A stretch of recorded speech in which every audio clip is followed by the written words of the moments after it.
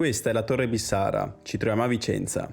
Le prime notizie della torre risalgono al 1174 quando viene costruita dalla famiglia Bissari, accanto al loro palazzo. Tra il 1211 e il 1229 il comune di Vicenza acquistò sia il palazzo, con l'intenzione di farlo diventare sede del podestà, sia la torre. La torre riesce a sopravvivere al terremoto del 25 gennaio 1348 e viene sopraelevata verso metà del 400 raggiungendo l'attuale altezza di 82 metri e attualmente è ancora l'edificio più alto della città.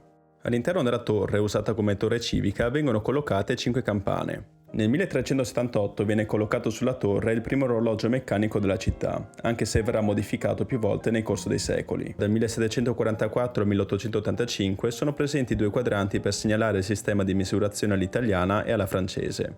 Nei secoli sia l'orologio che la torre necessitarono di manutenzione continua. L'orologio si fermava molto spesso e la muratura presentava dei cedimenti strutturali talmente gravi da provocare una vittima nel 1837. Con l'annessione del Veneto al Regno d'Italia e l'ampliamento della rete ferroviaria si è reso necessario uniformare l'ora in tutto il paese, così nel 1874 l'ora di Vicenza fu regolata con quella di Roma.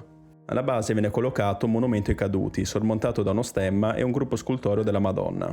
Durante la Seconda Guerra Mondiale la torre viene danneggiata da un bombardamento aereo notturno il 18 marzo 1945.